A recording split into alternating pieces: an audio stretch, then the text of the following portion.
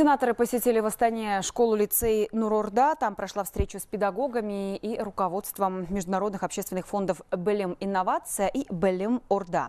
Депутаты рекомендовали Министерству образования и науки широко распространять передовой опыт лицеев «Белем Инновация» по всей стране, поскольку внедрение современных образовательных методик, обучение на 3 языках, модернизация технологического оснащения позволит обеспечить конкурентоспособность выпускников на мировом уровне. По словам председателя Комитета по социально-культурному развитию и науке Бирганым Айтимовой, эти фонды уже внесли вклад в развитие интеллектуального потенциала нашей республики и формирование лучших качеств подрастающего поколения.